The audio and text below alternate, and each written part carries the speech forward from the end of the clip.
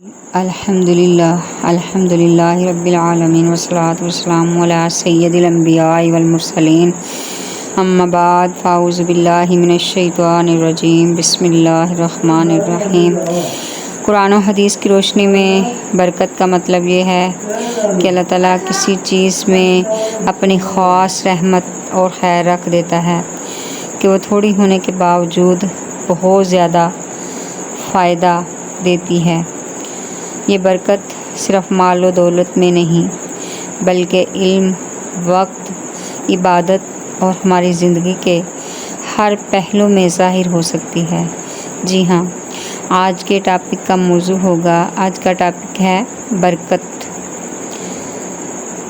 یعنی برکت کا مفہوم واضح کیا جائے گا کہ برکت کیا چیز ہے۔ ہر وہ چیز جو اللہ تبارک و تعالیٰ نے ہمیں دے رکھی ہے، آنکھیں، کان، ناک، ہاتھ، پاؤں، گھر، دولت، رزق، تمام چیزیں، ان میں برکت دیکھی جا سکتی ہے کہ برکت کتنی ہے۔ اللہ اکبر۔ قرآن مجید خود اللہ تعالیٰ کی نازل کردہ برکتوں سے بھری ہوئی کتاب ہے۔ اللہ پاک فرماتا ہے، یہ ایک کتاب ہے جسے ہم نے تمہاری طرف نازل کیا بابرکت، تاکہ لوگ اس کی آیات پر غور کریں اور اہل عقل نصیحت حاصل کریں۔ سبحان اللہ۔ رسول اللہ صلی اللہ تعالی علیہ وسلم نے فرمایا، تمہارے گھروں کو قبریں نہ بنا لو، بے شک جس گھر میں قرآن کی تلاوت کی جاتی ہے وہاں خیر و برکت بڑھتی ہے، فرشتے آتے ہیں اور شیاطین بھاگ جاتے ہیں۔ برکت اس گھر میں ہے جس میں قرآن پڑھا جائے۔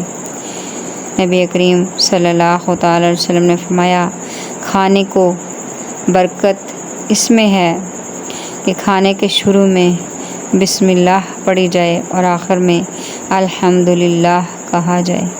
سبحان اللہ، سبحان اللہ، سبحان اللہ،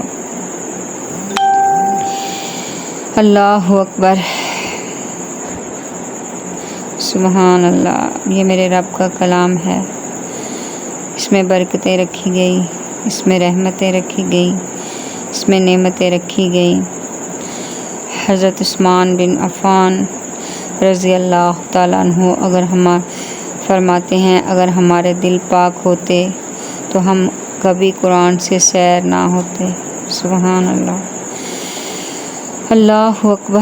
قرآن حکیم فرقان حمید وہ کتاب ہے کہ جس کو پڑھنے والا سیر نہیں ہوتا، جس کی تلاوت کرنے والا کبھی تھکتا نہیں، جس کی چاشنی اور مٹھاس جتنی تلاوت کرتے جائیں بڑھتی جاتی ہے۔ حضرت علی المرتضیٰ شیر خدا کرم اللہ وجہہ الکریم کا فرمان ہے، قرآن علم کا باغ اور ایمان کا چشمہ ہے، جو اس سے وابستہ رہا وہ کبھی گمراہ نہیں ہوا۔ جو شخص قرآن کو مضبوطی سے تھام لیتا ہے، اللہ اس کی زندگی میں برکت عطا کرتا ہے۔ سبحان اللہ۔ امام شافعی رحمۃ اللہ علیہ فرماتے ہیں، جس نے قرآن کو اپنا رہنما بنایا وہ کبھی گمراہ نہیں ہوگا، اور جس نے اسے چھوڑ دیا وہ کبھی کامیاب نہیں ہوگا۔ حضرت عبداللہ بن مسعود رضی اللہ تعالیٰ عنہ فرماتے ہیں، قرآن اللہ کی ضیافت ہے، قرآن اللہ کی دعوت ہے، اللہ کی طرف سے بندوں کو دعوت ہے۔ جو اس میں ضیافت میں، دعوت میں اس میں داخل ہوا وہ برکتوں سے بھر گیا۔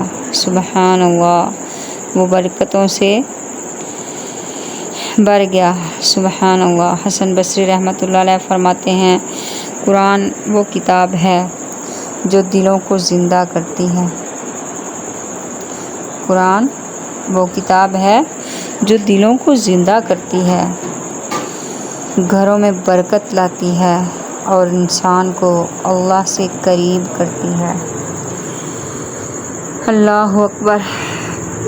برکت کسی بڑی عمدہ اور اعلیٰ چیز کا نام ہے۔ برکت گھروں میں بھی ہوتی ہے، برکت مال میں بھی ہوتی ہے، برکت اولاد میں بھی ہوتی ہے، برکت ہر اس چیز میں کہ جو آپ کو پریشان نہ کرے، اس کا نام برکت ہے، اس کا نام برکت ہے۔ اسی لیے احادیث مبارکہ میں برکت کی دعا سکھائی گئی، نہ کہ کثرت کی۔ جب بھی کسی کو دعا دیں تو یہ نہ کہیں کہ اللہ آپ کو زیادہ دے، نہیں، بلکہ آپ دعا دیں کہ یا اللہ اس کو برکت دے۔ اپنے لیے بھی برکت کی دعا مانگا کریں۔ کروڑوں لاکھوں روپے ہونے کے باوجود بھی اگر گھر میں پریشانیاں ہیں، بیماریاں ہیں، تو وہ کروڑوں لاکھوں روپیہ جو ہے اس کا نام برکت نہیں ہوگا، بلکہ کثرت ہوگا۔ تو برکت کی دعا مانگتے رہنا چاہیے، برکت کی دعا مانگتے رہنا چاہیے۔ یا اللہ کریم ہمارے مالوں میں، ہماری اولادوں میں، ہمارے گھروں میں برکت عطا فرما، ہمیں صحت و عافیت والی زندگی عطا فرما۔ اللہ ہماری مشکلات کو حل فرما، مصیبتوں کو دور فرما۔ وآخر دعوانا ان الحمد للہ رب العالمین۔